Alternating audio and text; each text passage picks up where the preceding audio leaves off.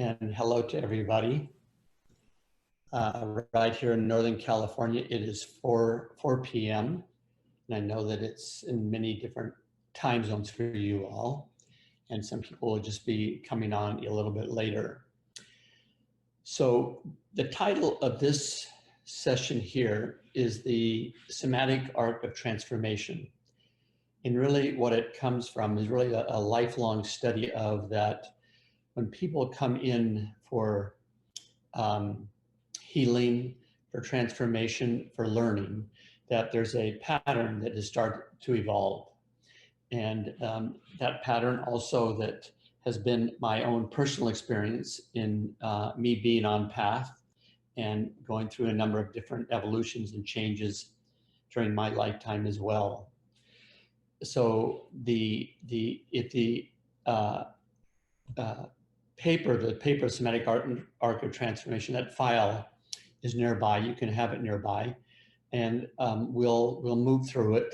And it's always in certain points we'll stop and ask questions. And I want you to, if you have any questions that have to do with even the two previous conversations we had, please feel free to ask. Or if you're working with your clients or yourself and things are coming up that are peripheral here, go ahead and ask those too. So let's begin like we always begin, and let's just drop into ourselves. So basically that means taking your attention from the thinking self to the feeling self. Now you can do that sitting or you can do that standing. And essentially we want to remember that it's not thinking about different parts of ourself or checking boxes, but actually feeling our human length.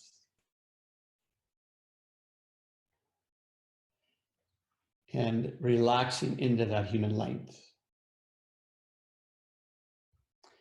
And throughout this work here, we want to start to become familiar with what I would call the usual suspects, the places where we might grip, or we've been through our whole day and the day has captured us, or we're starting the day and we find ourselves tense or holding or contracted in some place.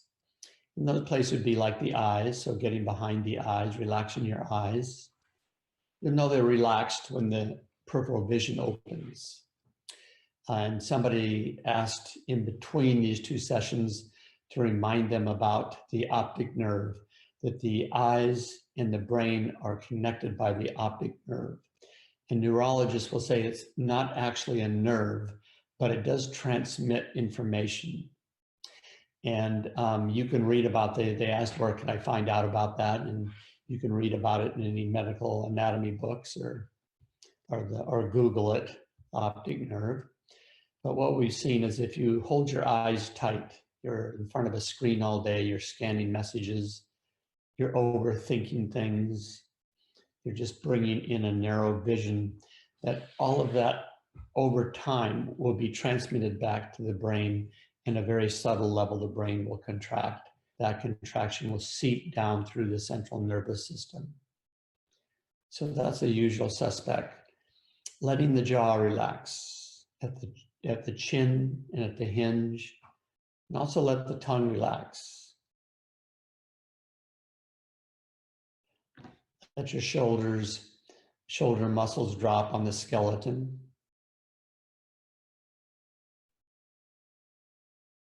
And let your breath drop. Sometimes it's difficult if we've been breathing in our chest in a higher way up towards the collarbone. It's more difficult to drop it. So let's collectively all take 3 deep breaths together. Very deep in-breath in through the nose and releasing, exhaling.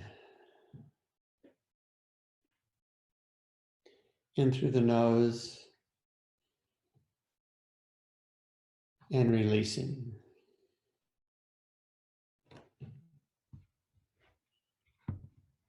In through the nose,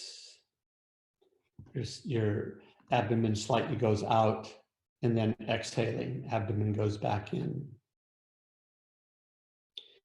And take a scan at your pelvis. And any place you might be tightening in there, any of those sphincter muscles around the anal or genital sphincters, see if you can relax those. Relax those gluteal muscles, the butt cheeks. Coming down into your legs, again, those large muscles, let those large muscles relax on those thigh bones, on what we know as the shin bones. So we're dropping back and into ourselves.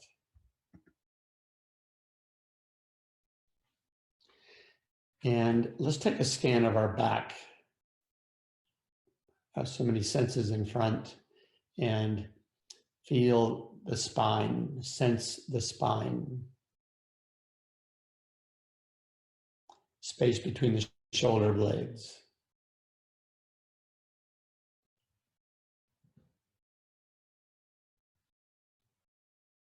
Backs of the legs.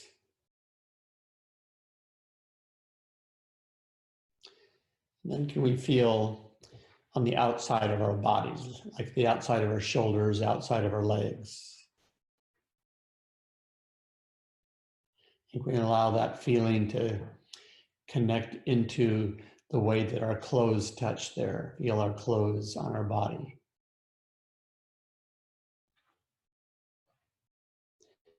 And then we can extend beyond that, extend the field of awareness, the energy field, so we can feel ourselves in the room that we're in. And the wood that may be in the room came from a tree someplace. Feel into its original character.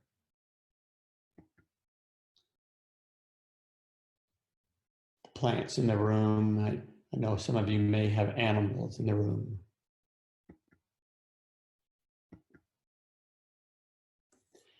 And then drop your attention to your center of gravity, just about 2 inches below your belly button.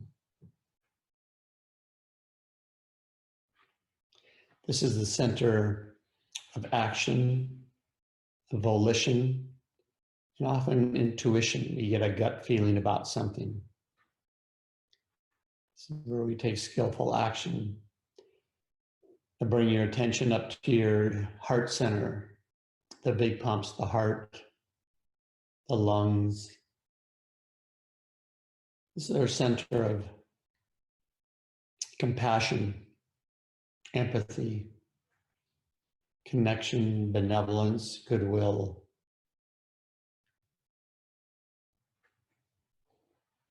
Then bring your attention between your eyebrows. And again, not a place that you start thinking, but actually a felt sense. The center of wisdom, large horizons of time. Perception, clear perception. So in these 3 places, skillful action, grounded compassion, and pragmatic wisdom, think that you can either flip a switch, turn a knob, open a door. In other words, light them up right now so they're aligned. So you have access to those 3 central centers in yourself.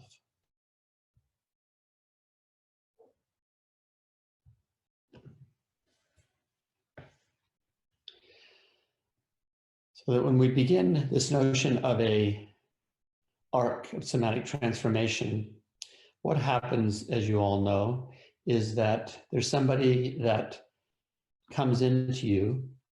They're a student of yours, maybe in your studio, or you're coaching them, or they're in therapy with you. And what we begin to pay attention to begin with is, what is their current shape? If you remember, we talked about the body or the soma being the shape of our experience. And what is their current shape? How do they hold themselves? What are they shaping themselves, being in a situation where they know they're going to start to reveal themselves, and you're essentially a stranger to them? It's a new environment for them. Do they hover? Do they kind of overinflate themselves? Is there places they're gripping? Are they gripping their hands? Are they crossing their legs tight? they have an open splayed position. And how is the voice resonating? What is their tempo? What is their pace? And as we're observing all these things in the historical shape or the current shape that they are, we do that with a really positive regard, benevolence. It's not like, oh, I see that, and that means this or that means that. It means that we're both in a moment of really kind of transparency and vulnerability, both the coach and the coachee. And this person comes in and you want to ask them, or I'll say one of the things that I'll often say to them is, how can I be of service to you? Or what is it that you're bringing? And let's say if we have contracted for 6 sessions or 10 sessions or 4 sessions, would say, what do you want out of those 4 sessions? And we want to listen very carefully to how that shows up as a commitment. And we're reading that, how that comes out of their soma at the same time, just not the content of what they're saying, but what comes out of their soma or their body. And we ask them to speculate or think about the notion of, if it's successful, if this 4 sessions or 6 sessions are successful, what would be different? And how will they be different? And what would be the cost if they didn't make that change? So you're really listening to how really intentful they are and mobilized they are about what's happening.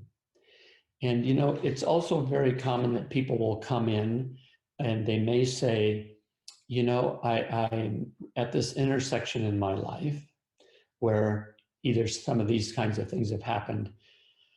I got laid off from my job, or I've retired, or I've broken up a relationship, or the children have gone away, or there's been a deep, deep sickness inside of my close, intimate family and community, or maybe a death even. And I feel a little bit floating here, and I'm not sure where I'm going. Somebody may even be as general as saying, I just know that I have a good life. I've come this far. It's good, and something's missing. I have a longing for something else. So we begin that conversation with them, and that is the beginning of the arc of somatic transformation. And then what we begin to do is that we introduce the work as the self and the body are intimately linked together. And really what we're working on here is we're working on the self, who the person is, and we're working through the body, because it's just a very direct way, and we can observe ourselves making observable changes in our behaviors, in our actions, in our emotions, in our moods, how we coordinate with other people, how we can execute on our promises, how we allow more love to come through us, how we allow more love or contact to enter into us. And inside of this, the first thing that we would say would be that let's just stop and just feel yourself, and without changing anything, and see if you can lift out of the critical mind, lift out of the tactical mind, and then just begin to feel what's there. How's your breath? If I'm saying this right now, let yourself do this yourself. How's your breath? Where's your breath? Where do you find yourself holding or contracting? Where do you find yourself that it's just very difficult to feel that part of myself? I can't feel the space between my shoulder blades. I'm really out of touch with my legs and out of touch with my feet, for example. Or there's a contraction or a block in my pelvis around my genitals. And it's just that first place of just going, what do you notice? And as you listen to that, we begin to listen to how literate or competent they are inside of their lived experience. not just their concepts or their ideas or the philosophy they have about having an embodied life, but actually the experience of it, the direct experience of that. And we've talked somewhat at length in the past that it's very powerful to start people really in sensation. What is sensation? Sensation is temperature, it's movement, it's a shape, and often that shape is felt by like there's a holding, not necessarily all the time, but we might say temperature, movement, shape, and a holding. So that the scanning this way, that can be like a foundation, as well as the foundation of, and how do you feel yourself in length? And you may have to explain that, or how do you feel yourself in width, or even in depth? And so that they begin to understand that we're working through the body here. And this is what we're attending to. And we can shift the self, we can shift the purpose, our purpose in life, we can shift the way we take actions, we can increase our emotional life, our mood life, really basically increase our awareness so we have more choice.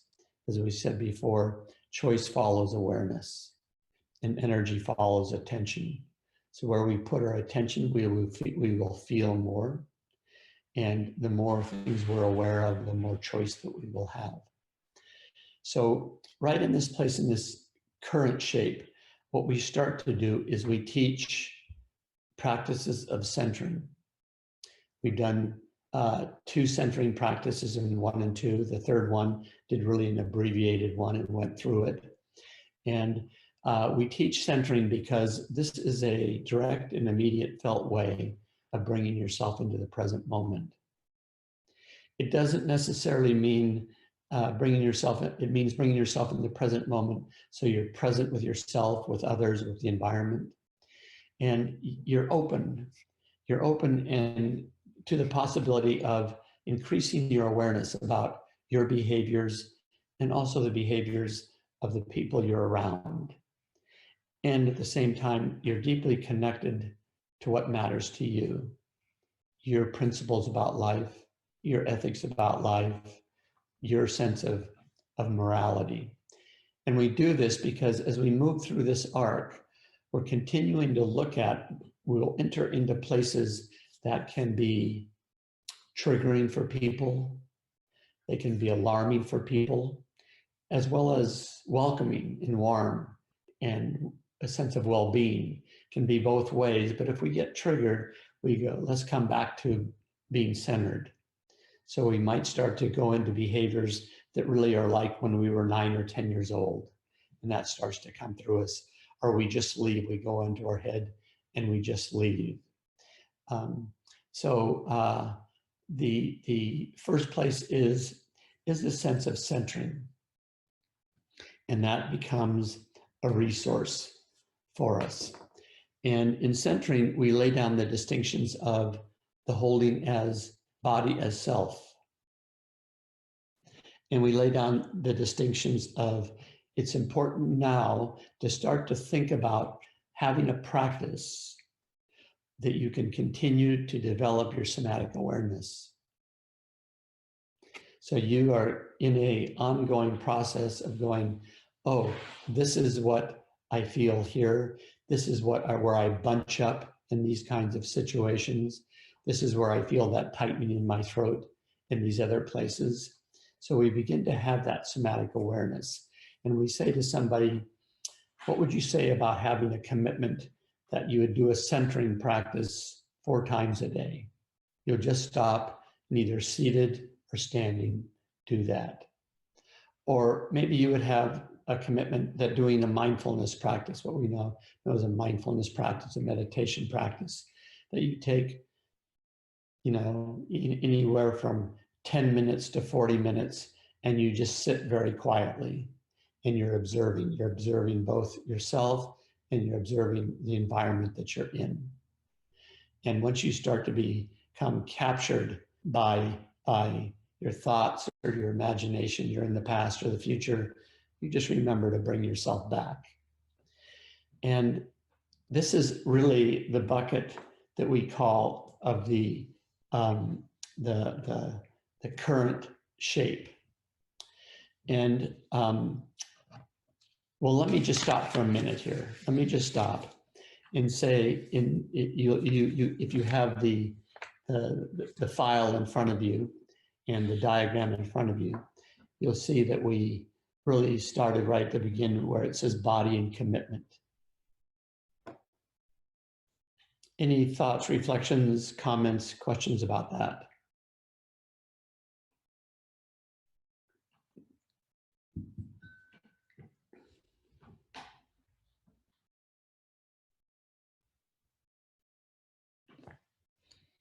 Just a reminder too that if you're probably on mute, you'll have to unmute yourself. Okay, so the next bucket here is under the title of the conditioned tendency. And in a later session, we'll go more in depth with this. But basically, this means that when we're under pressure or threat, a real or perceived threat, what we will revert to is our historical patterns of keeping ourselves safe, connected, belonging, and in dignity. And that means that we're actually historical beings. We're historical beings, we're social beings, we're linguistic beings, and we're biological beings. We're in language, we're in bodies, we're want to be with other people, even those that become hermits. It's a reaction to this notion of being a social being. And we have history. So the history comes out when we're under this perceived or real threat. And this is what we call the conditioned tendency. This is the place where people will either go into defensive or fighting position. They'll go into I'm fleeing, fight, flee.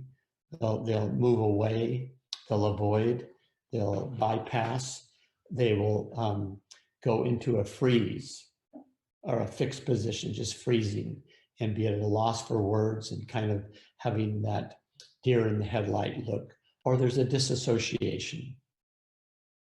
And those things can be writ large or they can be small, but it's essential that as we begin to go through this transformation and we have a commitment about a different future, is that we have that condition, we recognize that conditioned tendency in ourselves. Now, both psychology and philosophy will say that we're historical beings. The difference in somatics is that we recognize that that history, those patterns of behavior actually live in our tissues. They live in our breath pattern.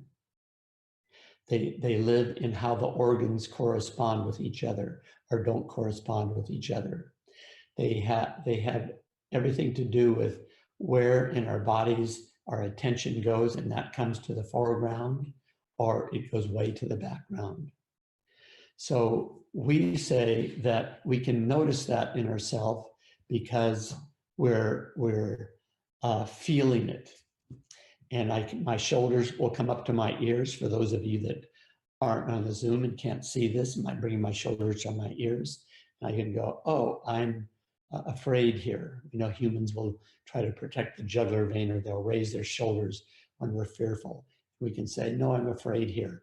Even though I'm not saying that, that's what's actually happening in my body. What I mean, even though in my mind I go, no, I'm fine, but the body is now predisposed to fear. So this whole notion of the conditioned tendency is just essential. And let's do a little small exercise. I want you to free your hands and hold them in front of you so your palms are up. Now I just want you to, in what I'm doing, for those of you on here, I'm bringing my fingers together and interlocking them. Holding my palms together, interlocking my fingers. Now release your hands. And now I'm going to ask you to do that again, but I want you to do it in a different way. In other words, wherever your forefingers were, switch that. Now change your hands and do it in a different way. Let's do that again. Palms open. Bring your hands together and interlock your fingers. Real natural. Hands open. Bring your fingers together. Do you feel how they just go naturally into that place? Well, that's in our nervous system. It's in neural pathways in our brain. It's in our spirit, if you will. That's just like how we're conditioned to be in the world so that we can always take care of those foundational things of safety. Are we safe? Do I belong? They're interlocked. And will I be seen as having value or merit? Do I have dignity? So then bring the fingers together, but put them in a different configuration. Just do that. Now, for most of you, if you did that and you put them in a different configuration, there was a moment of like, oh, right, instead of having the right forefinger on the outside, I'm going to put it between the other forefinger and the middle finger. It might take something like you talk yourself through it, or there's that moment of shifting, like, oh, right, how do I do that? Now, for some of you, that might have been a half a second. For some of you, it might have been 3 or 4 seconds. You know, we can work our way through. But what I'm trying to show you here is that when we're beginning to change the shape, our shape begins to change, we'll have to pay more attention to the body and to our reactions or our conditioned tendency. Let's do this for a minute. Your hands are free of things. Now just cross your arms. Uncross them. Cross your arms. And uncross them. And the way you cross your arms is the way you've probably been crossing your arms for most of your life. You don't have to think about it. You don't have to recall something cognitively or conceptually to get yourself there. You don't have to take notes. It's what you've embodied. Now I want you to cross your arms and do it the opposite way, the opposite hand on top.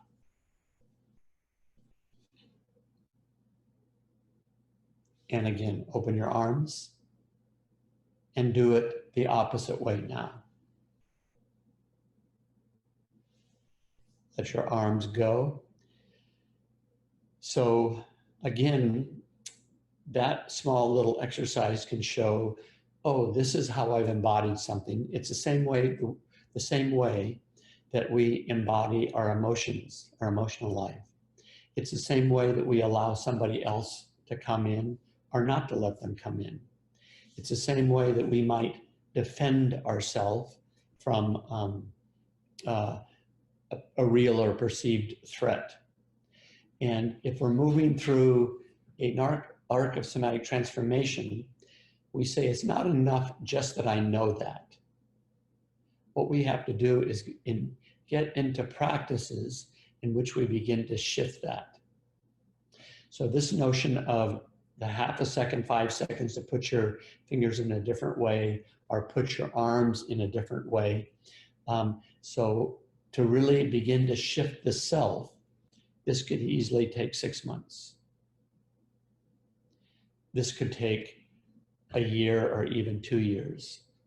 And what I mean by that is we're able to take this new action. That's what learning is. We have the capacity to take an action that we couldn't take before, and we can do it when we're under the same pressures as before. So in the same pressures, we will go back to what is known.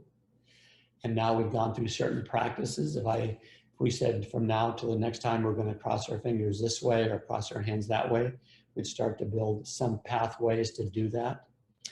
But to really shift the self, that would take time. And so we're really at that place where we're in the current shape and we're taking on new practices and we're beginning to recognize what our historical patterns are and how they shape ourselves. Let me stop again here and let me ask you if you have any questions, reflections, thoughts. I have a question. Good, who is this? Can you say your name? Effie? I can't hear you. Effie? Hello? Effie, yes, Effie. Mm-hmm. I'm curious, when you talk about the kind of the effect of doing something over, you know, so repetitively that it becomes just a part of your response mechanism. Mm-hmm. When you speak about kind of like what, I guess I'm trying to find an example of like when you are coaching somebody or working with somebody, what are things that come up, like actual scenarios in which a person is under pressure that they want to change their behavior or their patterning around. I'm just trying to like conceptualize what are some people's goals around these things. I'm not sure I understand your question, but let me give you an example and see if that fits, okay? Okay. One of the things we introduce is what we call the grab, center, face, extend exercise. Grab, center, face, and extend exercise. And I teach people how to collect themselves and get centered. Mm-hmm. I teach people how to then extend their energy or move their energy, which is moving their attention. We do that by having them extend their hand out. I'll push back on it, or somebody will push back and it'll collapse. Somebody pushes back, and then you fight against it. And then you let your attention, your mind, your energy, your ki, chi run through your arm. And you can extend towards your, let's say, your commitment in life or what you want out of the session, so they know how to extend. And then we ask the person to say, what would be a phrase that really triggers you to this day? What would be a phrase? For example, a phrase that I would have would be, what's wrong with you? You'll never get this. Hmm. That goes way back to my relationship with my father. And in many situations, that will come up. Or if somebody says that, even kind of like, even if they're kind of gentle and kind about it, or if I haven't understood something, they'll say, well, what's wrong here? You're not getting this.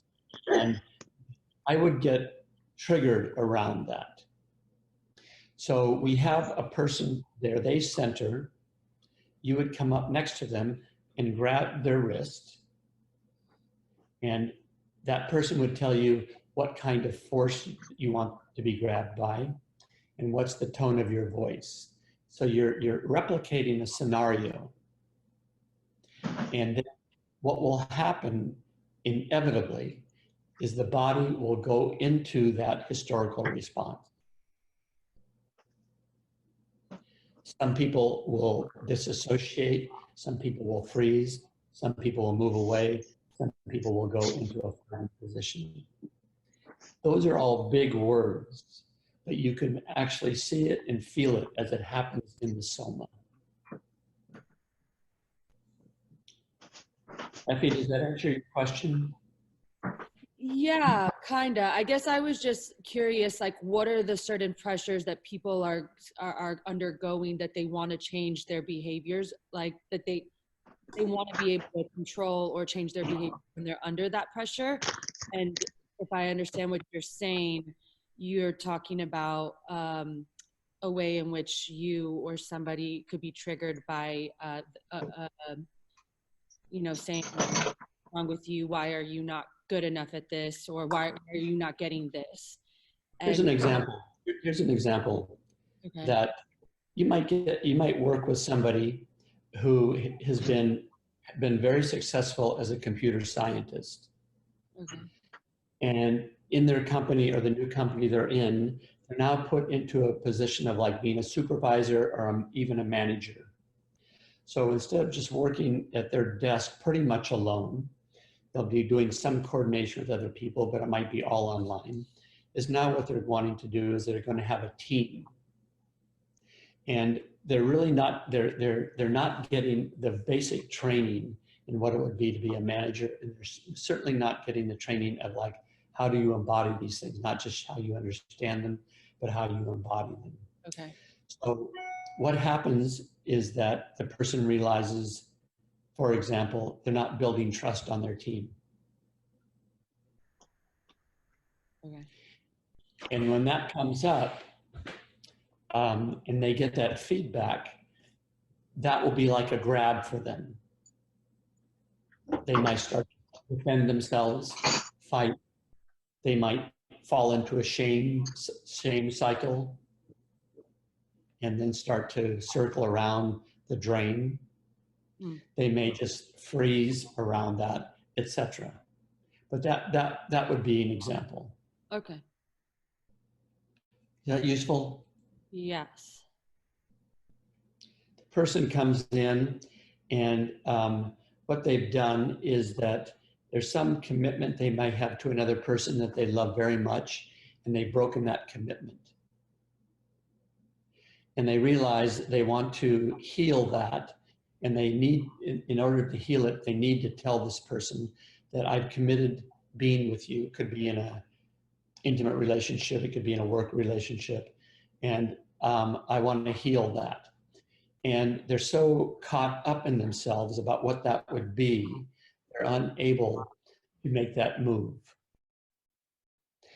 You say, why is it you're unable to make that move? Well, I just kind of get frozen in that moment. And in that place, you're frozen in that moment, that usual historical response to some kind of pressure conversation or threatening conversation will arise. And the reason that we want this to arise is that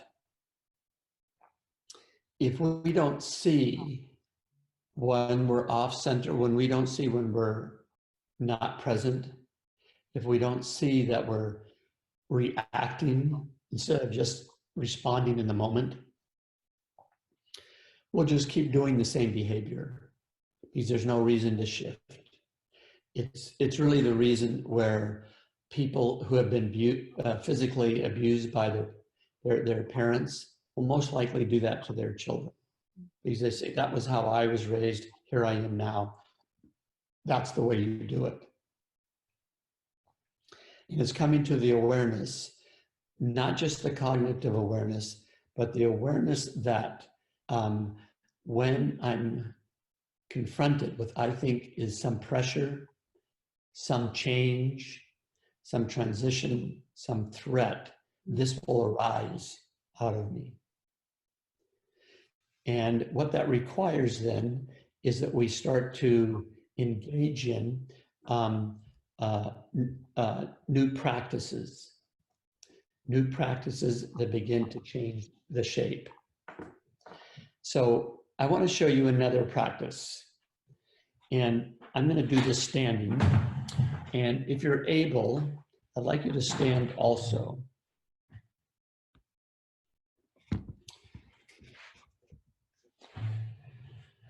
So what I'm doing is right now, I'm going to put my left foot forward, my right foot back, and I'm going to have them a distance apart horizontally, left to right, almost like I'm on railroad tracks. They're not just real close together, they're spread out. And I have maybe about 1.5 to 2 feet between them, between the heel of the left foot and the toe of the right foot. So I have a good solid base. And what I want you to do is that I want you to shift your weight to that front leg and then shift it back. Shift your weight forward and then shift it back. Forward and then back. So what some people might feel right away is this: as they go forward, they come up off their back heel. As they go back, they come up off their front toes. In other words, by starting to move from center, they become ungrounded. Or they may say, when I say move forward, their head goes forward and their hips go back. So they're now fighting gravity. Gravity's pulling down and they're fighting gravity this way.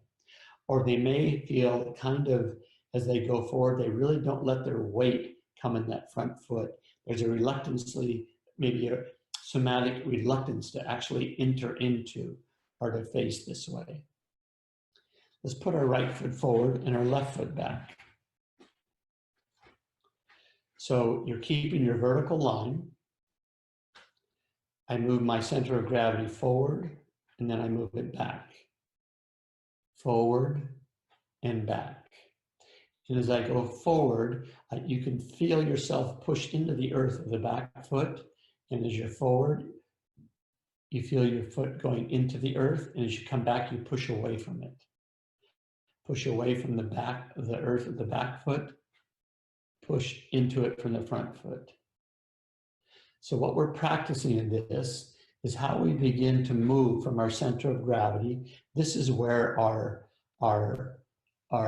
center is. This is where our balance is. Balance is in the feet. Balance is in the center of gravity at our core. Let's put our left foot forward. Feet are about like on a railroad track and distance this way, about 18 inches between the back of the left heel and the toe of the front foot, a little bit more. And what I'm going to do now is, if you've been in a place in the world where people row standing up, which is most of the places, imagine you have these oars. And I'm going to do it, see if you can see this here, is that my hands are in front of me, and now I'm pushing back. As I go forward, I push the oars forward and then back. And as I'm doing this practice with my shoulders just relaxed, I'm not bending my elbows. And I'm thinking that if I'm rowing, I really need to use my hips and not just my upper body. And hold. Put your right foot forward and your left foot back. Take the oars out here, move forward, and now back. So as you're doing this, we're not thinking of I'm just doing an activity. What I'm doing is that I'm moving from center. I'm engaging my legs. I'm engaging my breath. I'm feeling myself grounded. My arms are relaxed. And I hold. Now put your feet together and just stand and just take a moment and feel. So we did that for probably 3 or 4 minutes or something like that. And just notice what's happening in your body now.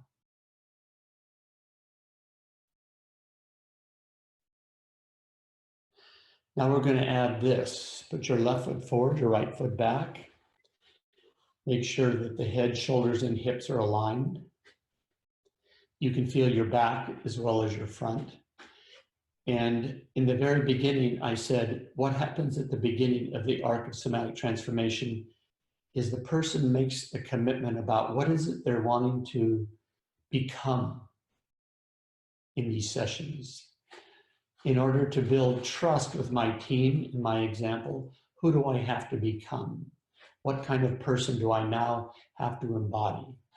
And I want you to take a commitment that you have, just take a moment. We have a multiplicity of commitments in our life. It's like, where do I want to set my sail? Where do I want to sail to?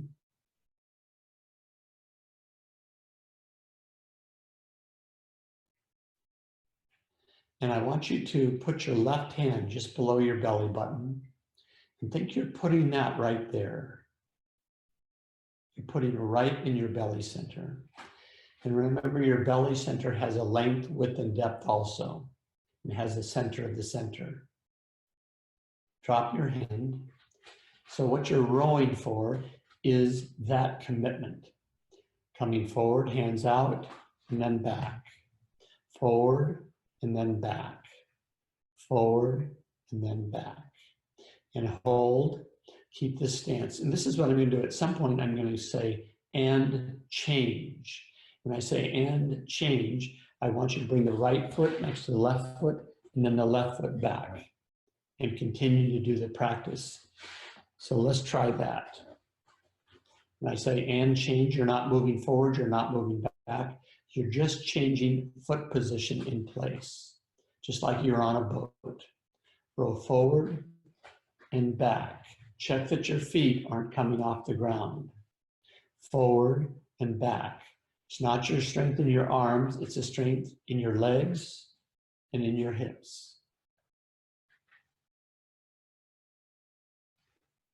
And change. Right forward, left back, keep going. Forward and back. Forward and back. And change. Forward and back. Forward and back. And change. And change. And change every time now.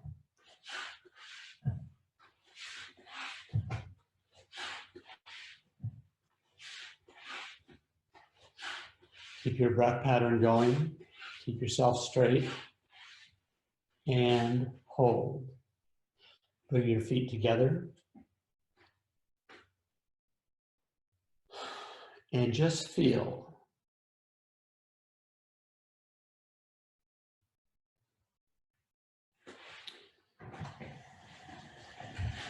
Okay.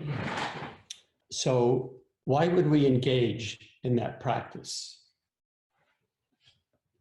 Number one, it is a training, it's a practice in which we can begin to embody moving from our center of gravity and also moving from our purpose, that we're moving from our purpose there.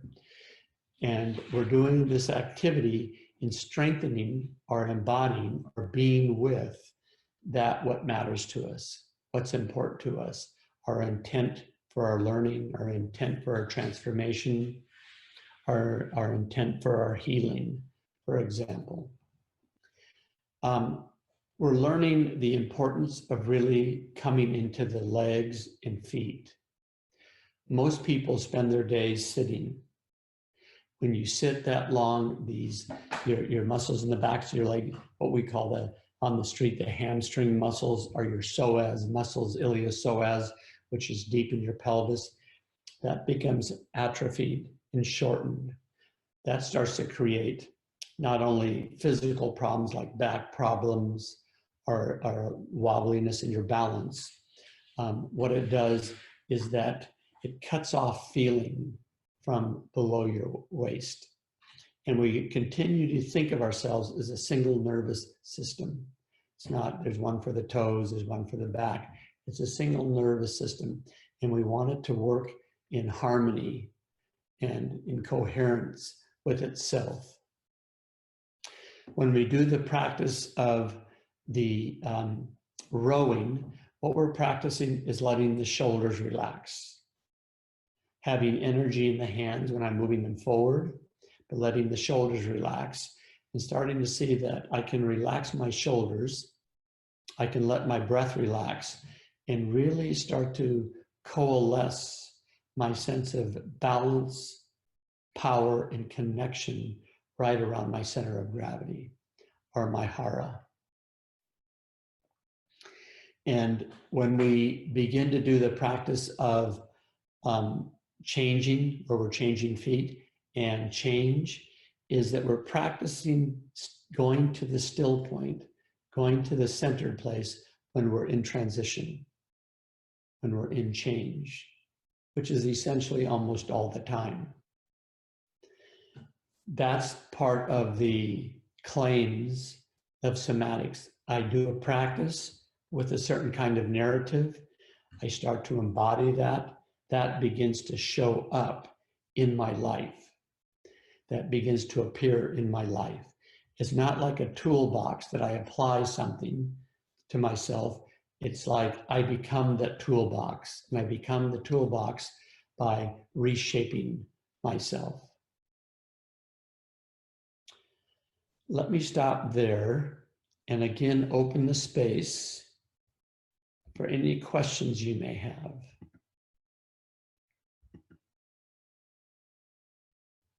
I have a question. Who's this? This is Sarah. Hi, Sarah. Hi.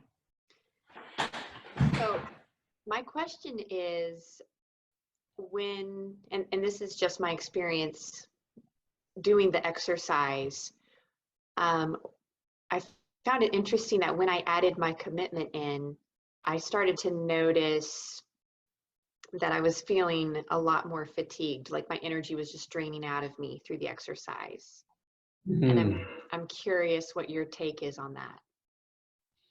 Well, first of all, I want to bow into you for actually noticing that, because that's really one of the things that we're looking for, is we're wanting to expand the awareness. We start to take on a new practice or a new shape, and we say to ourselves, what does that provoke? Or what comes up in there? So you say that you felt more fatigued, correct? Yes.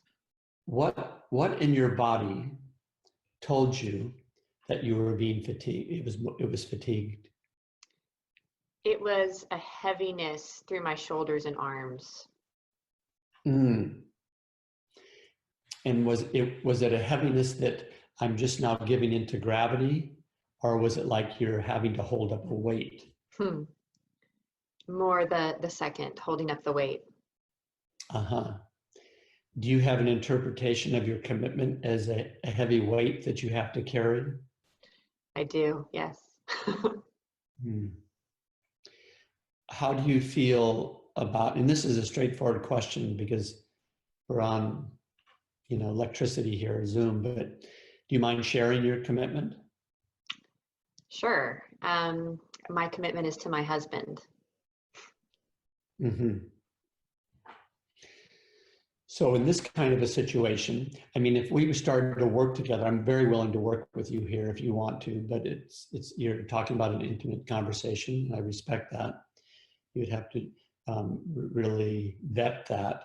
But one of the things that happens when we start to take on a new practice and we take our commitment with that, we're doing that, their commitment, our body will inform us of something.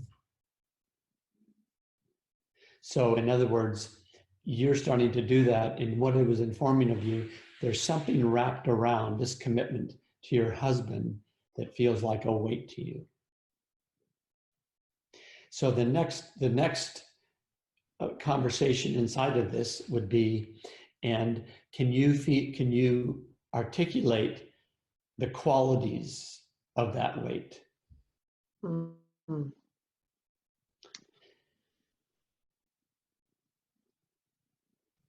Do you want to keep going, or is that enough just for me to say?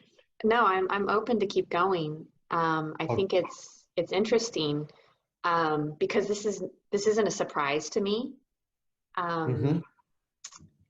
Because this is something I already knew. But I think there's this intention in setting that as my commitment this evening of, yeah, but I'm stronger than this, and I can be this person even though I don't feel like it. Like there's this almost like pushing through something that even though it's not comfortable, even though it's not easy, I'm stubborn about it. Yes. So my listening here is that, so there's this inner conflict, huh? Yes. There's this inner conflict. And if you just drop into yourself and feel yourself and take a moment, I'm going to ask you a question. And when you're ready for the question, just nod your head. I'm ready. Where is the center of this internal conflict in you? What part of your body would you touch? It's my lower rib cage. And what is it that you feel in there? I feel constriction and a stuck feeling. Uh-huh. Is it more towards the front or more towards the back? It's really centralized, so it's deep. It's deep in you.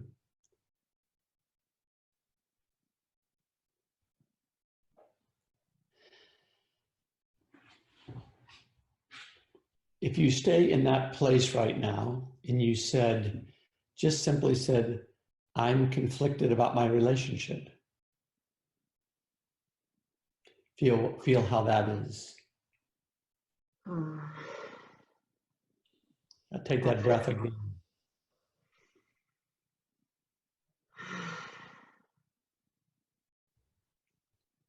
It's true, but I don't like it. Yeah. You're conflicted, but another part of you says, I don't like it. Right. Yeah.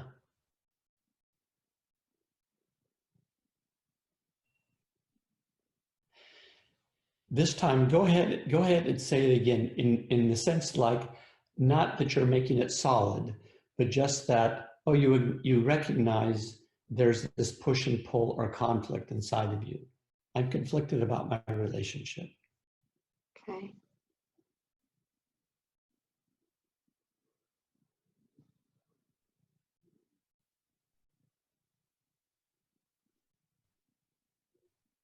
That landed a little better. Do you mind saying it out loud so I can hear you say it? Sure.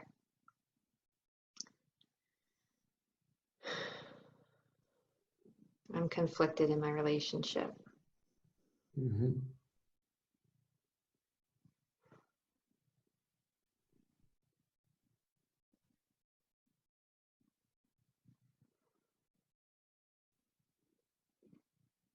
And again.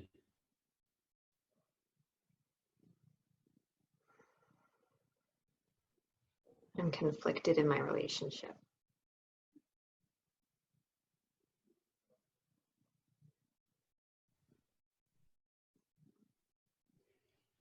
And what do you notice when you say that? I notice that the constriction is sinking, like it's going deeper, like lower. Mm-hmm.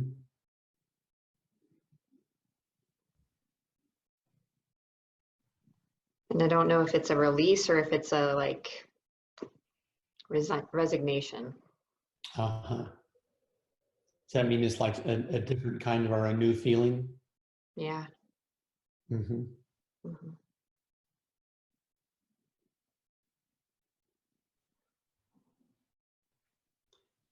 So in this place here where there's that inner conflict, and you have even a conflict about having the inner conflict, it's really an important place to be really kind and generous to yourself. Mm. I can imagine that everybody on this call who's been in some kind of committed relationship at one time or another has had the same experience you have. So you can extend yourself some generosity and some kindness to yourself. Inside of this conflict, can you find that Sarah that has a longing or an urge to resolve the conflict, to integrate the conflict, to become more clear? Definitely. Uh-huh. And can you tell me where she lives? Mm. Just go ahead and take a moment with it.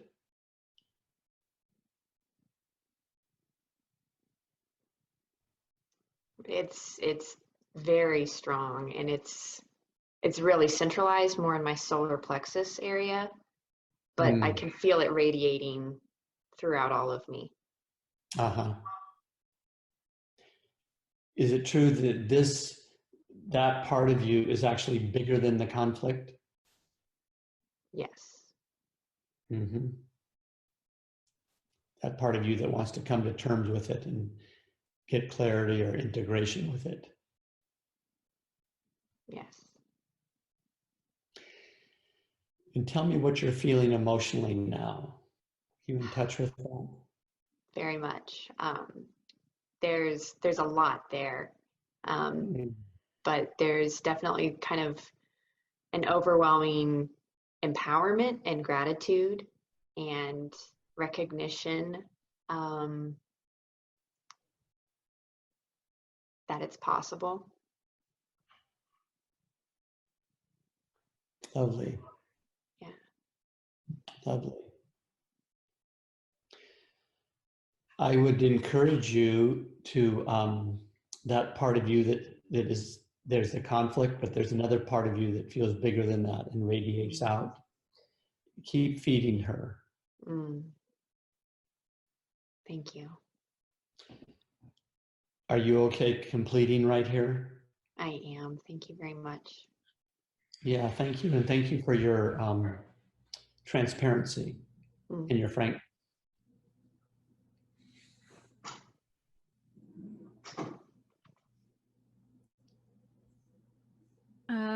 Richard, we did have a question from Anne about the arc of awareness. She asked, in the arc of awareness, is the arc, the awareness condition tendency precedes the somatic opening. In the arc, the awareness condition tendency precedes the somatic opening. Is the awareness brought directly cognitively or through somatic experience? Yeah, it can come, well, let me say this, is that there's a place in this arc, and I think there's a place in the human evolution in which that cognition, what we call mind, then we call the sense perceptions, they become one. So the more that we hold ourselves as a unity of feeling, thinking, sensing, perceiving, acting, emotions and moods as one space, that this awareness begins to build, begins to have a ground and begins to create an observer that can inform us of a larger picture. So I hope that's useful, Anne.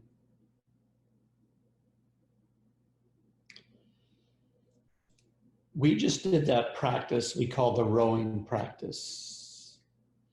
The rowing practice comes from the traditional Japanese martial arts and is called funatori or tori funa, which means this rowing, where we're moving from center and we're practicing doing it to build a strong center.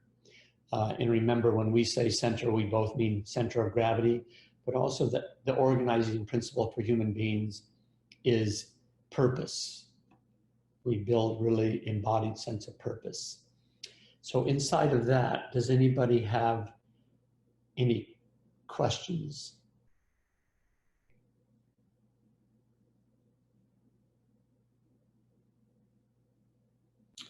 Okay, I want to go then here to the top where it says somatic opening.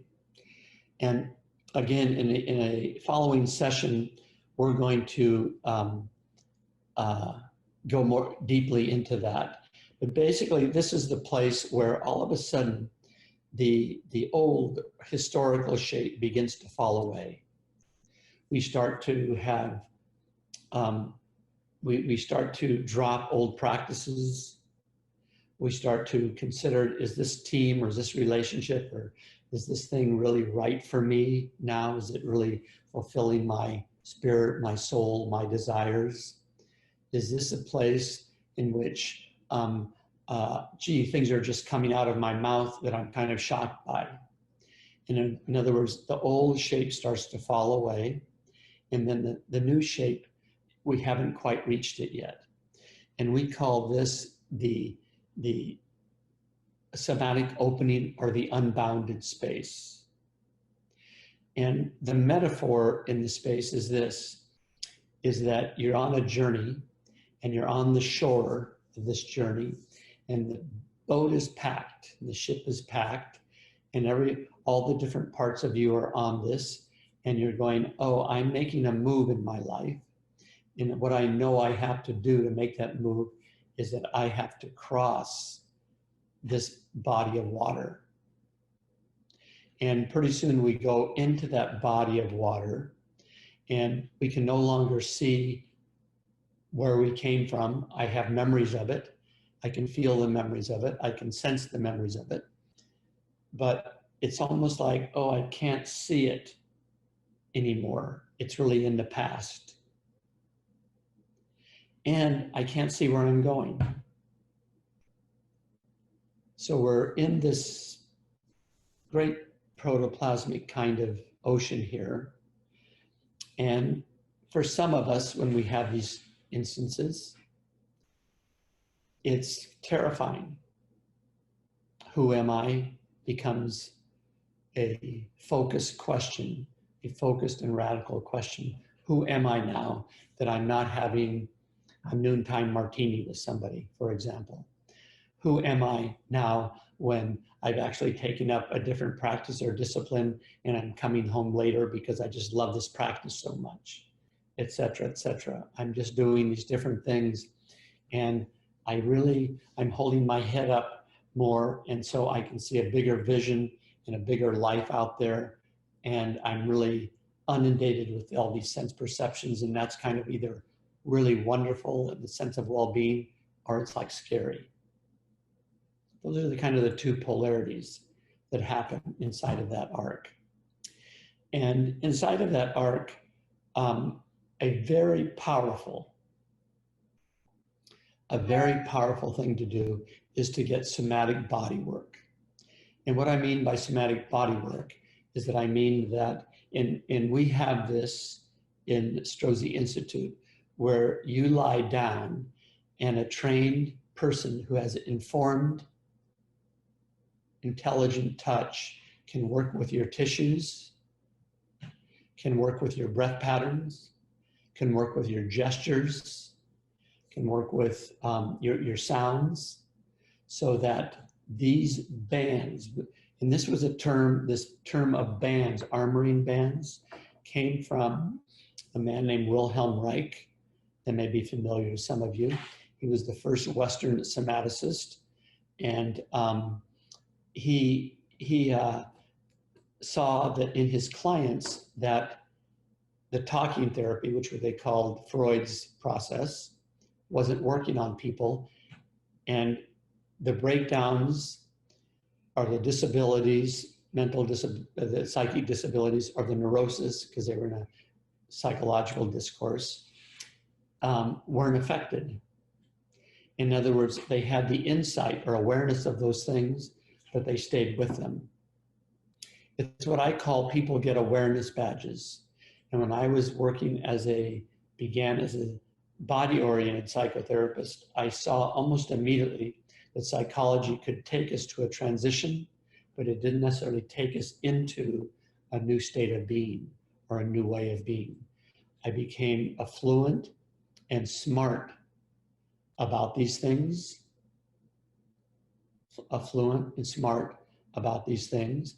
but I was unable to take new actions or be in new actions. So when we do a somatic body work, and it can also happen in even like the standing practices that we just did there,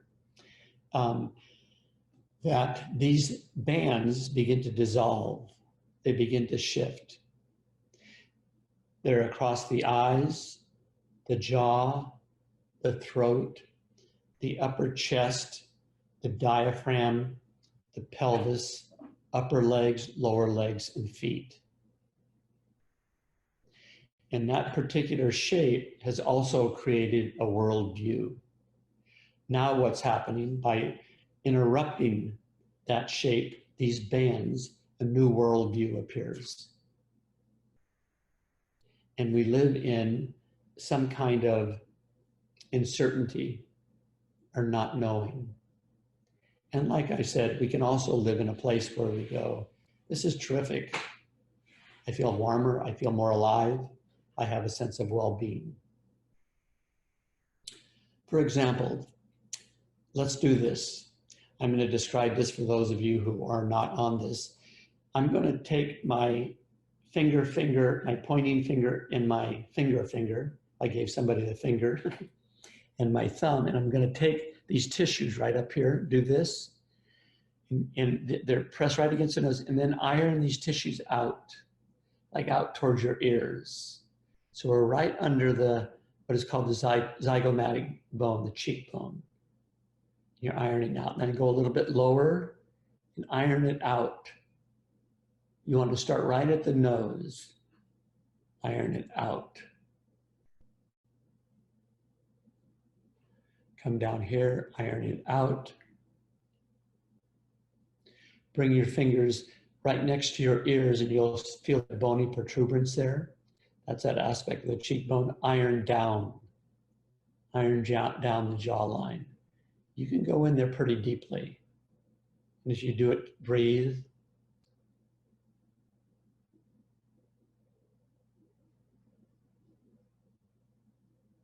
Breathe and relax and down.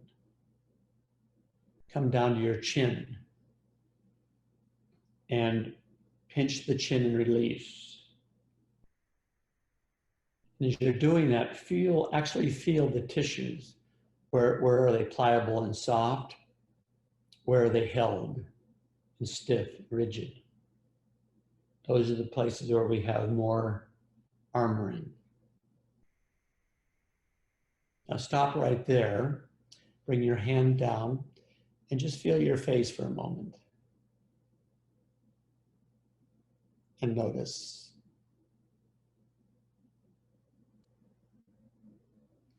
Now let's take the fingers just above the eyebrows and you're ironing up to the hairline. Right at the eyebrows, ironing up to the hairline.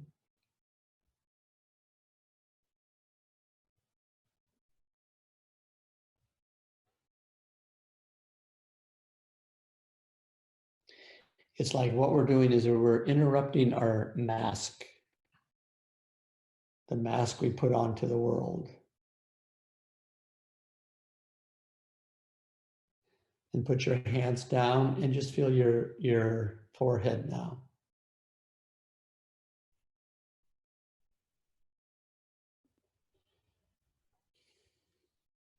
So in training, that's one of the things we teach people, like you can work this way. So for example, I know many of you heard of Rolfing. If you haven't, it's a deep connective tissue work. I was in one of the very first trainings as a Rolfer. I was able to be with Moshe Feldenkrais when he first came over here in 1976. And I was an apprentice to a man by the name of Randolph Stone, who invented polarity therapy. And I studied with a number of people who,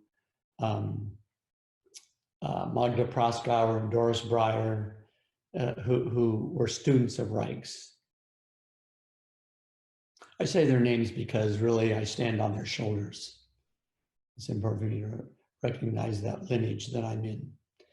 But through them, we found there's ways to actually directly relate. In the arc of transformation, we relate to the tissues in the body that hold us through breath patterns that change the pH balance in the bloodstream and help release that, and then even sounds that you would make. So inside of that puts us into that somatic opening. And why that's important is because in the arc of transformation, we don't want to build on a weak foundation. We don't want to cover up. Those voices are, if we said psychologically, our neurosis here, our liabilities, our fears this way. What we want to do is allow that to come forward so then we can build practices on top of a real clear ground.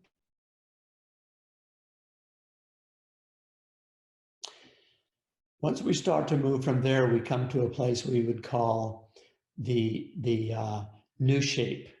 And what we realize is that the world begins to tell us, they say, oh, you're different. You're more relaxed with yourself, or you really can take a stand for yourself now, or you can fight for what you care about. You're gentler, you're kinder.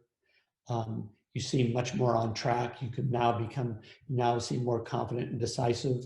You now can hold multiple contradictions, et cetera, et cetera, et cetera. And so we say now that's the new shape.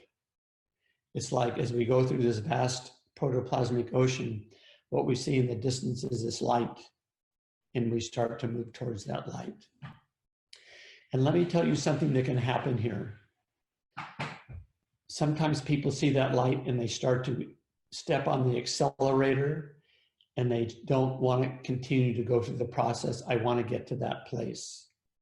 This has been too difficult, too trying, so they just try to get there too quickly.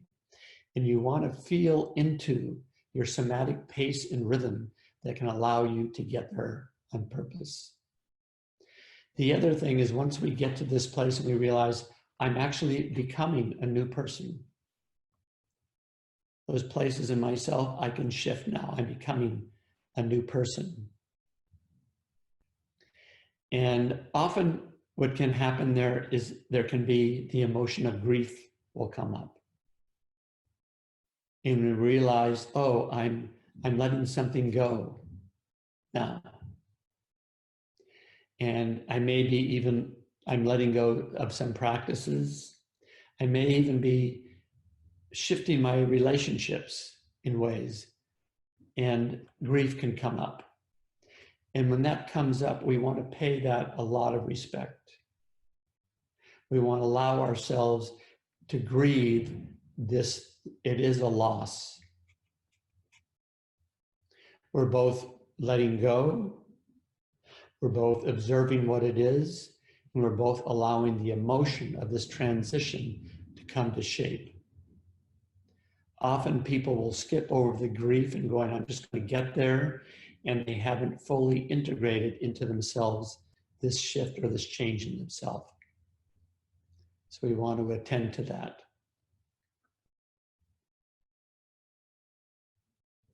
But we also see that we can see that conflict can be generative. When there's a conflict situation, instead of fighting against it or running from it or just freezing so I don't have to do it, I can then go, oh, I can be with this. I can be with this. I don't have to defend. I don't have to run away to fight somebody. I can go inside of this beautiful energetic position, which is jagged and unsettled. I have the capacity now to stay with it and to be with it. And that we begin to trust ourselves more, and we begin to be gentler and kinder to ourselves at this time. And then the last part here is that we call embodied shape. It means we then make the choices about what are the practices now that I actually embody this new shape. They're just kind of coming up, sporadically or here and there, but I go, oh, I'm actually taking these new actions. These are the actions that I want. What are the new practices I want to take on now that will help me embody these? And really in this place, we feel ourselves, there can be a feeling of a freshness because I'm learning something new. And it's a fresh looking at myself, and it's a much more expanded sense of awareness. And I can begin to trust that awareness, even though the situations may be difficult, even though I see myself holding on to some things or gripping or contracting some things. I now have this possibility to rest back into this awareness and allow it to take and absorb and inform me of the next steps to take and how to take them.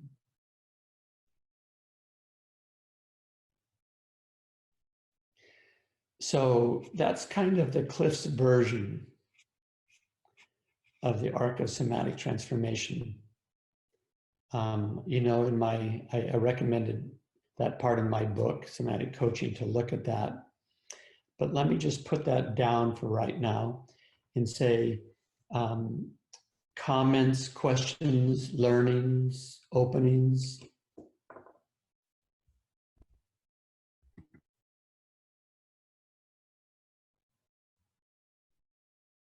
Hi, Richard, I have something if you don't mind.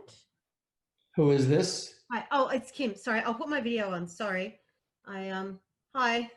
So I realized last week when I was talking to you, you were just talking to a disembodied voice. So I just wanted to ask you, I was asking you last week about whether you thought leadership could be learned, or because one of my colleagues was saying that you're either born with it or you're not. And I was saying to you that I ordered the leadership dojo. I just wanted to ask you a very quick question about, well, hopefully it's a quick question, if I could. Please. It only arrived the other day, so I've only read the first few chapters, but I'm just having a bit of trouble reconciling. So when you were talking about that gentleman that you met or that you saw in the alleyway, that was your friend, and all of the things that he embodied, and then you're talking about the story of Jerry and how, you know, the way that he was running his company. And I guess my question is, and what I'm having trouble reconciling, is that the values that make a good leader or a good effective leader, and all of those values that you're talking about that you noticed in that man in the alley, and that Jerry didn't have, but he was able to develop that through working with you, which says to me that deep down he must have had those values inside him, that because of his childhood trauma, and so the leadership style that he had developed was a trauma response to what had happened. But obviously he had enough insight and he had enough self-awareness that he was able to work with you and change that. So his true self must have already had all of those things inside him.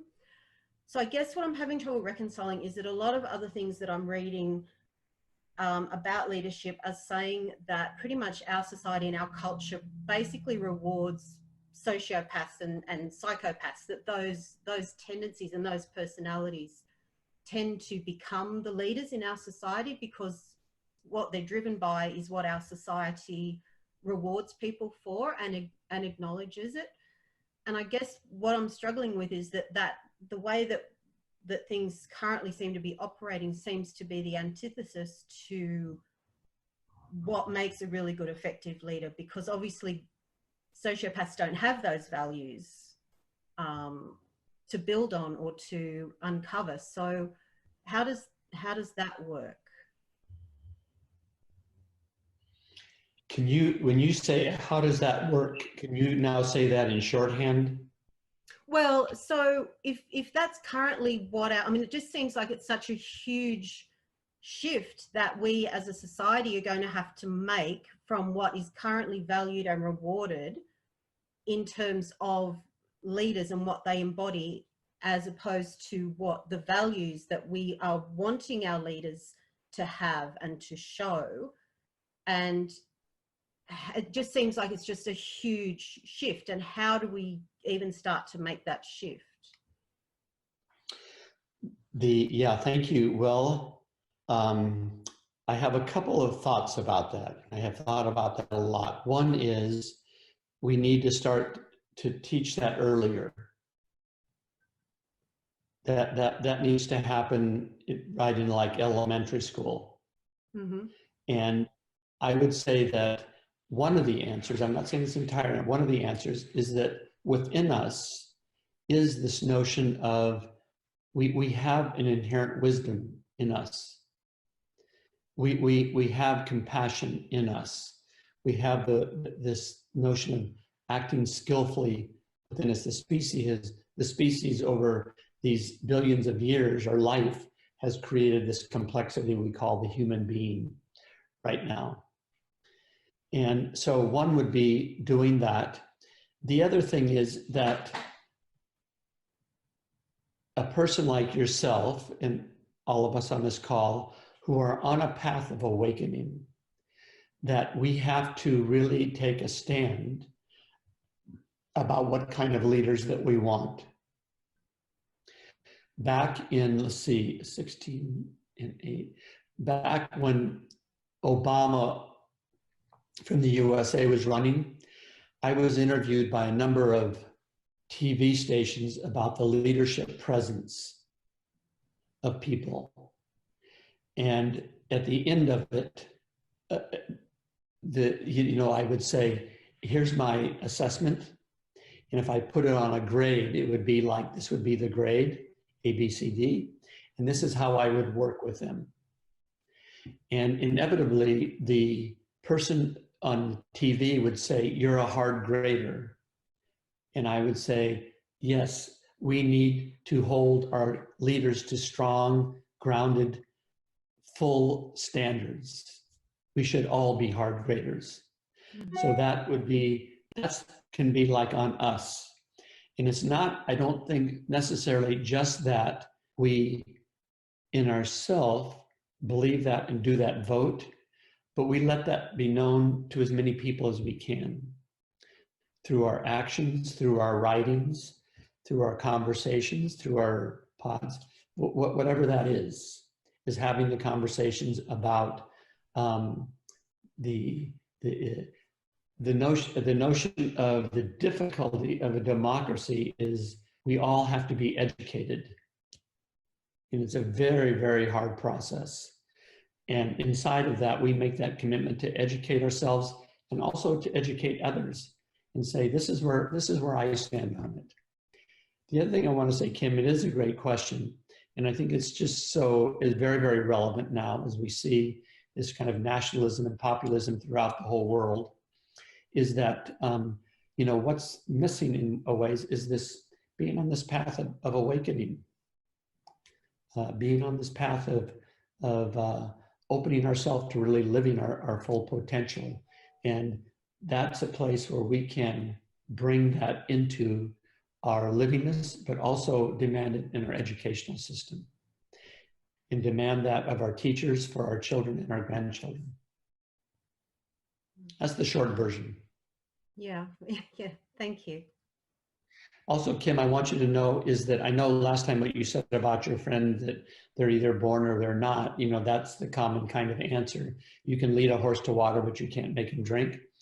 I've just seen over, 45, 50 years of doing this work that people who are committed and saying, no, I have a vision of the world, a world in which there's more equity, there's a world that have more justice, there's a world that has more compassion and wisdom, is that, and if that person brings rigor and love to it, they can change.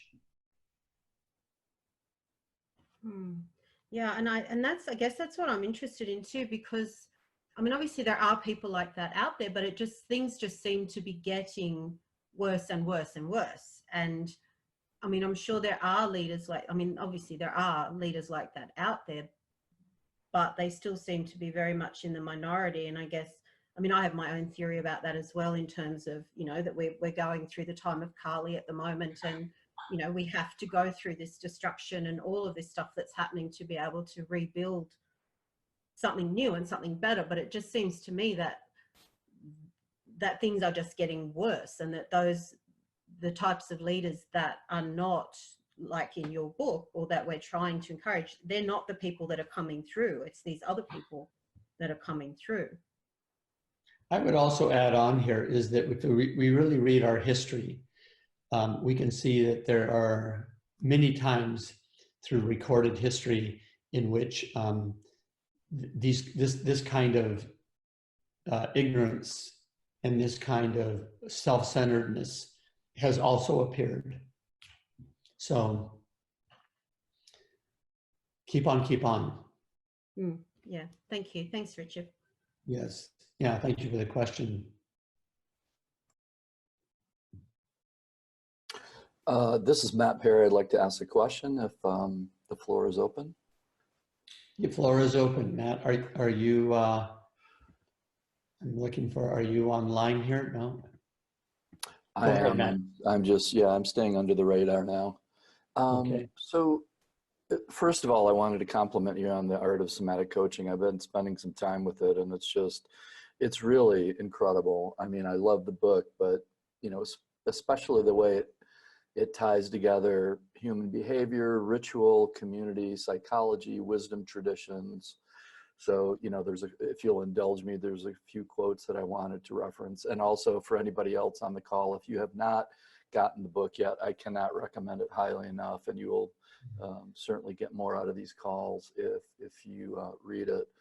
But some of the quotes that you have, the way someone is, the way they are being speaks more clearly and directly than what they profess. Also, you said our bodies are the repositories for the unfinished business of our lives. And the last one, the fundamental work of the somatic coach is to guide the person to feel and be with the animating force that makes them alive. So really great writing, and coming from a writer, there's no higher compliment. So my question is this: last week somebody asked you about making changes on a countrywide or on a national level, because we spent a lot of time talking specifically about people, leaders, etc. And you said, yes, it does happen on a national level. And I don't believe that you answered the question more specifically. So there are a lot of intractable issues in the world today. I mean, you mentioned I believe you said you work with the Bosnians and the Serbs. Jimmy Carter, the former American president, says before he makes his transition, excuse me, he's in his 90s, he would like to see peace in the Middle East. So, you know, obviously that talking written agreements seem so hysterically kind of old school when it comes to solutions, that we need to come from, not from the head, but the body and the heart. So when you're dealing with these really intractable problems between people that won't even come to a table together, or will sign a peace treaty or a ceasefire accord for 3 days and then they'll start shooting that night, what sort of body-based interventions do you use and find especially helpful when it comes to these seemingly intractable problems? First of all, Matt, let me say thank you for your kind words about my writing. And like you said, if you're a writer and you say that gives me a warm, fuzzy feeling. So thank you about that. The question that you have is really a very, very complex question, as you know. You know, one of the things I think of is that during the end of World War II in the Pacific Theater, when the Japanese came together with the Allied forces to negotiate the peace and what was going to happen in the occupation of Japan for a while, the Japanese negotiators, they knew that they should train their breath pattern to be in harmony with the breath pattern of the Allied forces, which is so somatically based and so brilliant.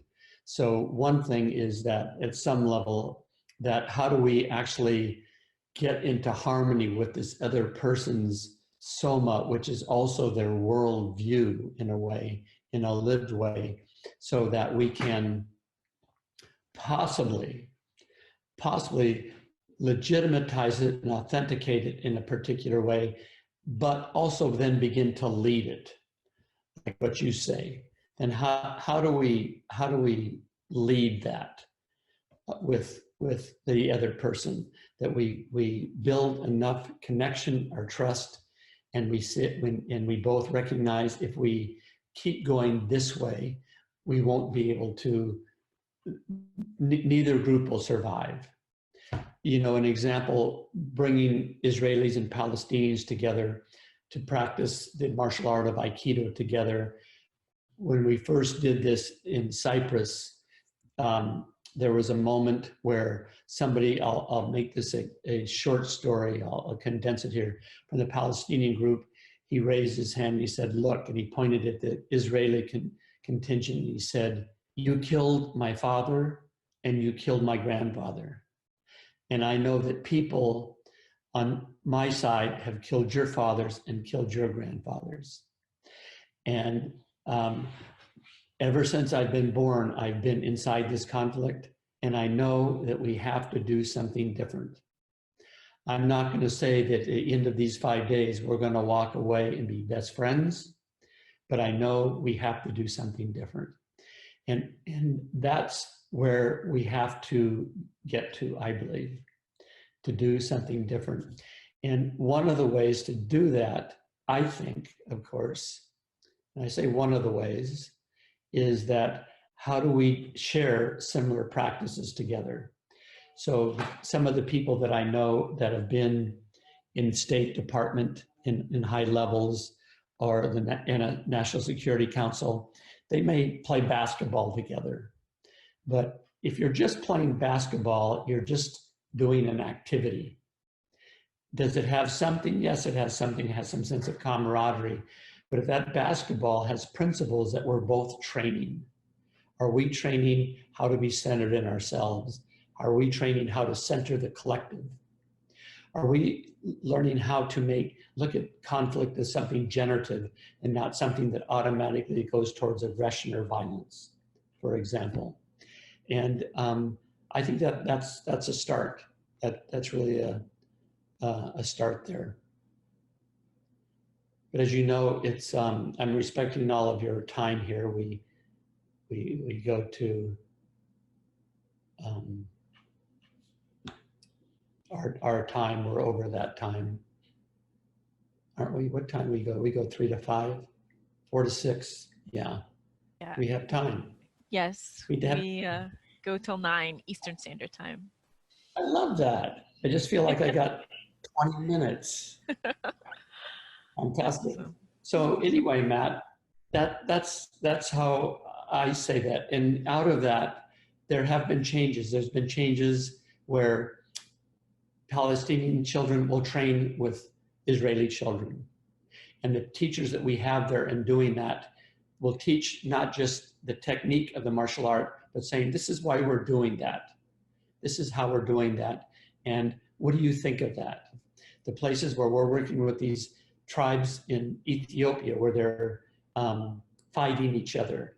And we use the somatic practices, we use Aikido, and we say we're training for this particular way.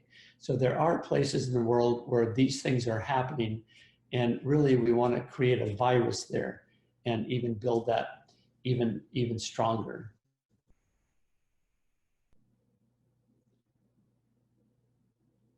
I've come to a place where I go, do you know, it may be that these are just seeds that are going to take hold 400 years from now, or 100 years.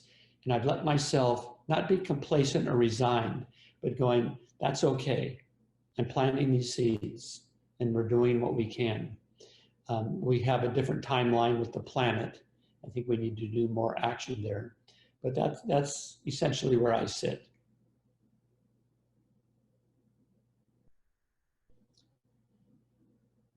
Personal transformation and systemic transformation. Is that good enough for now, Matt? That's terrific. Thank you so much. I think 2 of us typed in questions. Maybe you'd rather us read them out loud. Sarah, yeah, I would like. Yeah, please read them out loud. Yeah, I think that would be helpful because I think maybe I just read them as comments rather than questions. So I apologize for that if I didn't catch that they were questions. Oh no, it's fine. So mine was about that. Who's speaking? Hello, Richard. This is Ann Nicholson. Hello, I'm on video. Hi. We're around there. Hi, I'm the lady sitting in the dark. So my question is, when you were doing the focusing with Sarah, I'm calling it focusing. Maybe there's a different technical word, but it reminded me so much of the work we did in Maureen's class with the focusing. And yet it was more active. Like you know, kind of said, oh, you're feeling conflicted. And like we would have never done that in that other type of focusing. So I've come away with this idea tonight, and you can let me know if this jives with reality as a somatic leader, somatic coach. that coaching, you're allowed to be a little more active. Whereas in therapy, there's a little bit more client-led, take it slow. So that's my question. Yeah, thank you. Great question. Great question. In that, I remember saying that to her, that in the methodology, the tone of it, or actually the saying of it, is really like, this is what I listened to. Is that so for you? Maybe it didn't come across that way, but it would be very similar in that sense of going, oh, do you have an inner conflict? Is that what I'm listening to? Is that what you're saying? So that they can answer it for themselves in that way. And there's places where I am a teacher, and I help and teach people to come into their bodies. So there are places where I will be more directive. And I will ask, may I give you this assessment here? So it's really kind of both.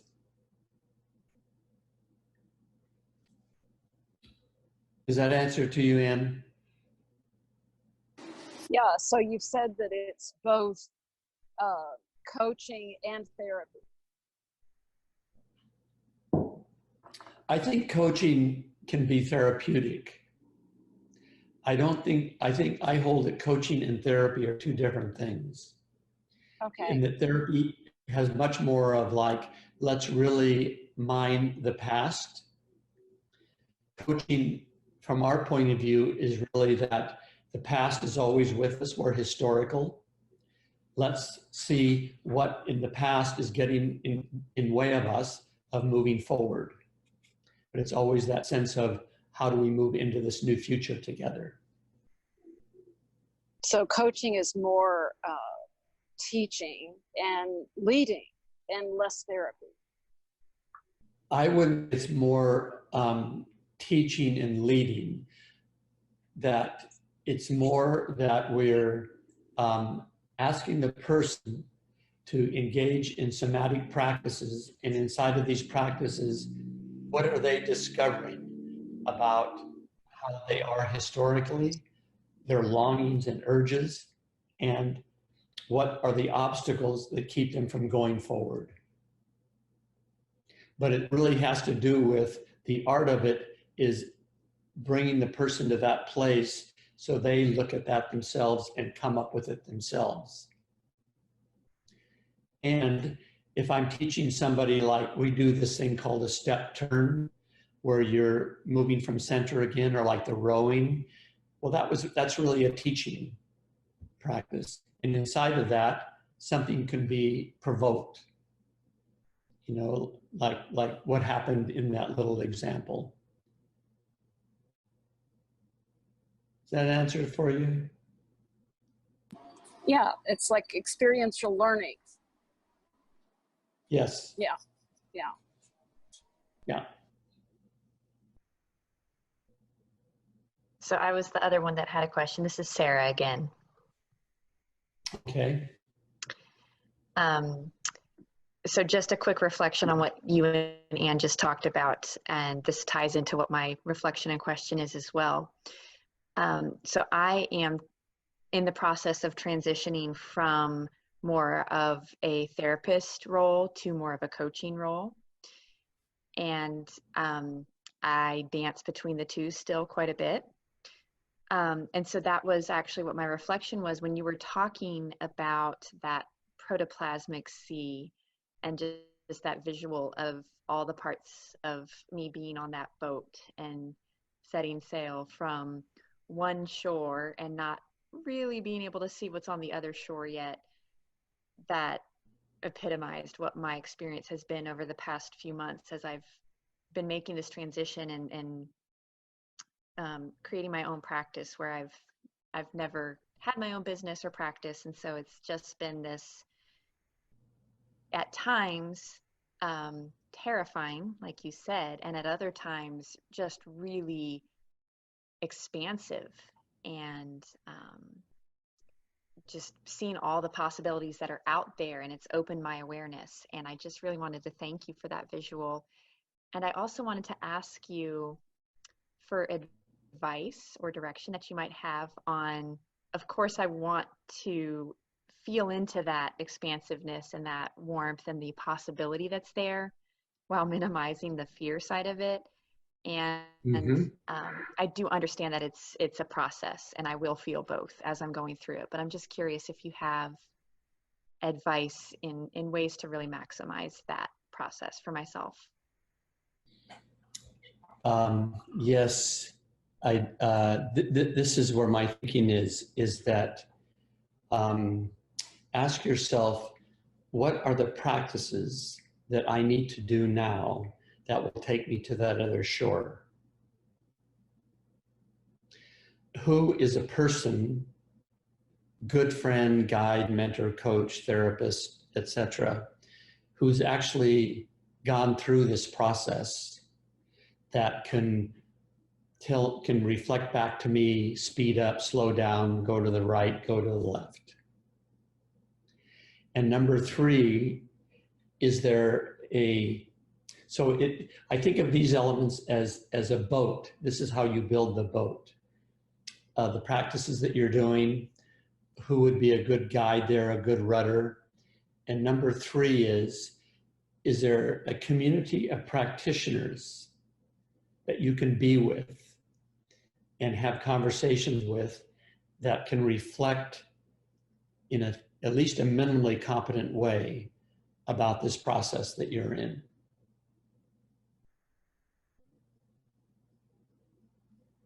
I really like that, building the boat and thinking.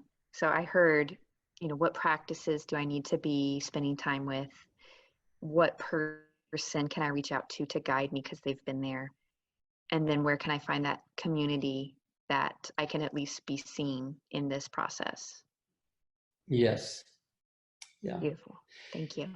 And when you think of those things, Sarah, do things come to the surface for you?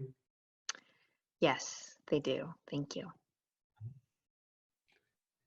Okay. Well, have a wonderful journey. Thank you. You're welcome.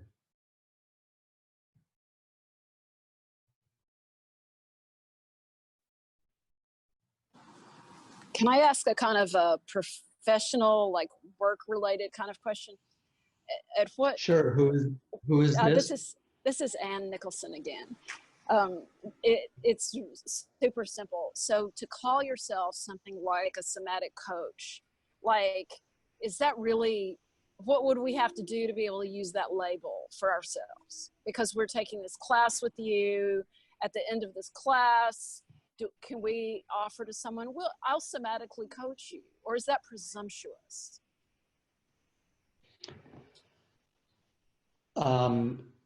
That's presumptuous.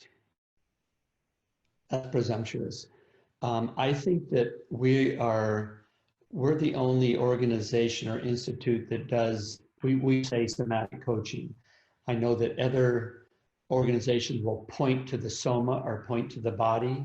And sometimes the pointing is read these books or something else.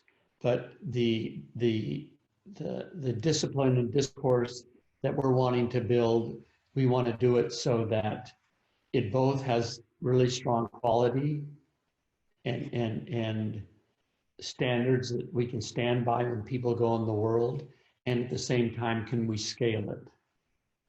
So if we were doing this at the dojo, I'll talk about the dojo when we talk about Leadership Dojo at the end one, but we would basically be doing this. Here's the distinction.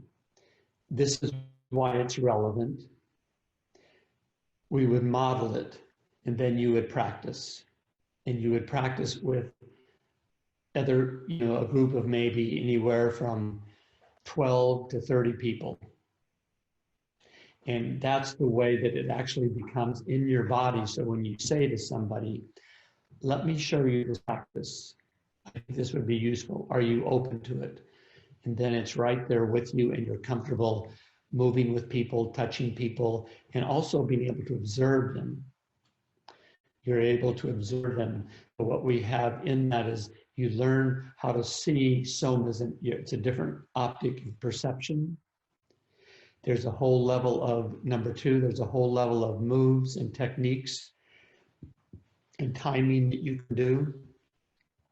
And then number three is that who you are as a presence. You're cultivating yourself too. So somebody looks at you and going, I grant you trust, I'll move forward with you. I see you've been through this territory yourself, and these feel like deep waters to me, and I see you've gone through there. So that's what we do in our work. And, you know, the example is that, like, for example, to get a black belt in Aikido takes about 5 years. And everybody goes, oh, black belt, you know, in Japanese it's called Shodan. But Shodan just means beginner. And it means now it means you've crossed the plain, you've come to the bottom of the mountain, now you can start to climb the mountain. I learned that, I thought it was beautiful. So, I mean, if you really, honestly, if you really wanted to have this as something in depth that you can do, look on our website, talk to people there, the feeling you have for me, see if it resonates with you.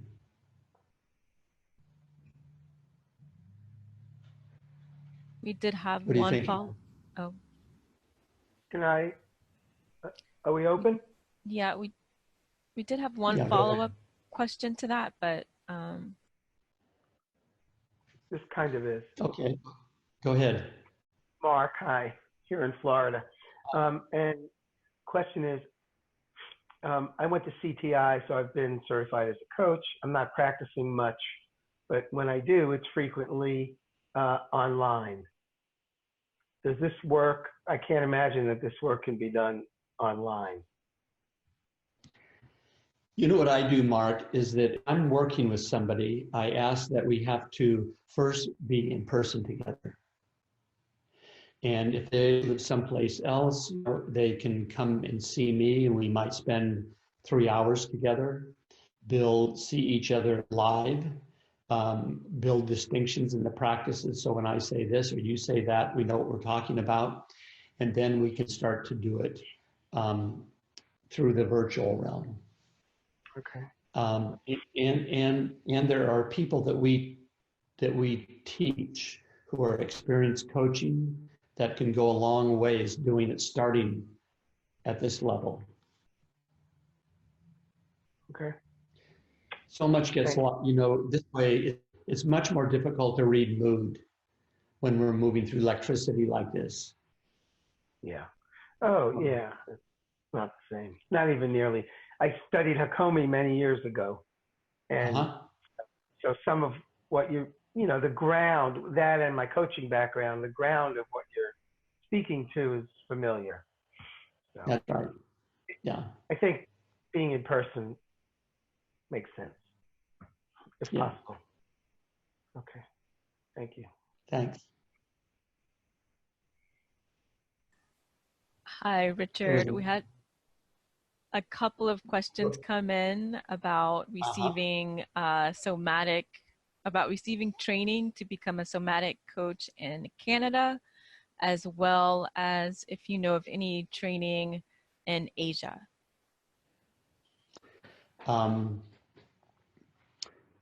In the moment, we do the somatic coaching training here at the ranch in Northern California. The first course you take is the foundational course, which is called Embodied Leadership 1.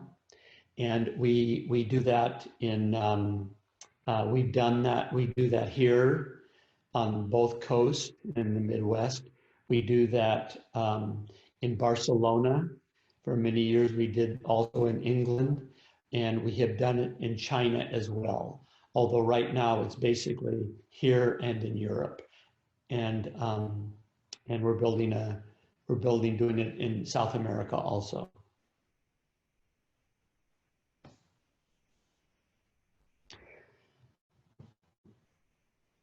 Okay, if there's nothing else, let me suggest that we end like we did last time, and we'll just take a moment and drop back down in yourself. Feel your weight dropping. You're switching from the thinking self to the feeling self.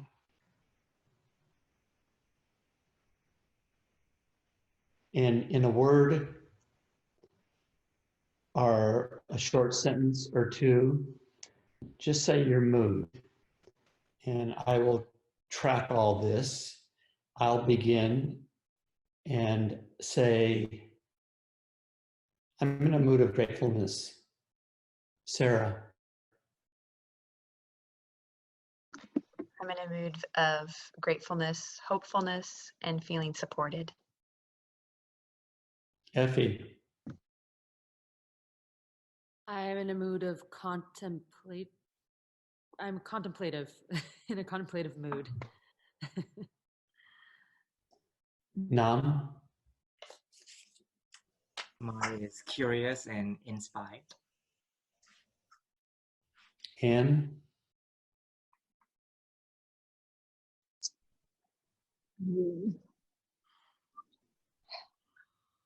You know, I have more of a feeling than a word. I am not in my sacral plexus. I am not finding my center of gravity or my purpose in my sacral plexus. Janie.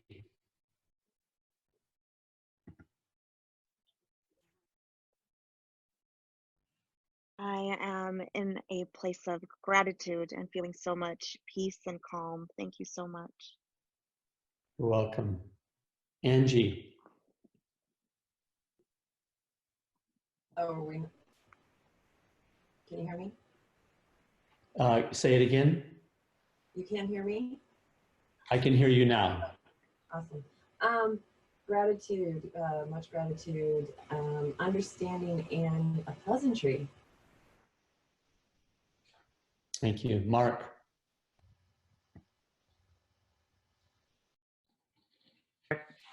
Connected and curious. Alicia.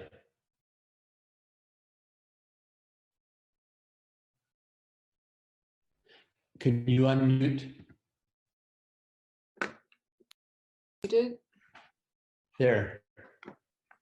Receptivity and gratitude. Lori. Grounded and hopeful. Michelle. Open curiosity. Kim. Yeah, I'm struggling a bit today between grateful for being here, but we're having catastrophic bushfires here at the moment, and I find my attention keeps being pulled from trying to stay grounded and centered in this, and keep being distracted by emails that are coming through to do with the bushfires. So I'm pretty conflicted today. May you be safe. Thank you. Erica. Hi, open and intrigued. Matt. I'm appreciative of this new doorway to wisdom. Lily. Oh, was that me? I'm feeling receptive and curious. A lot to learn. Kathy Osborne. I'm in a place of curiosity, tenderness, and grief. Elizabeth. I'm in a place of contemplating possibilities, processing, and gratitude. There's somebody here with a 407 area code.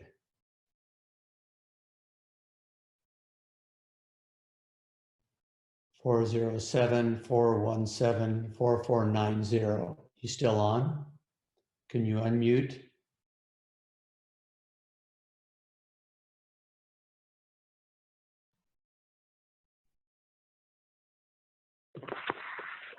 Oh, hello.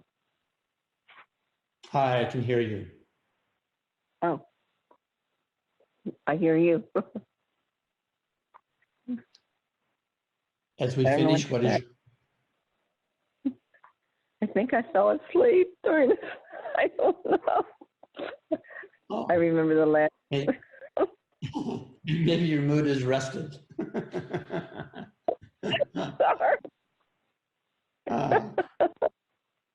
That's good. All right. Listen, everybody, good being with you for this time.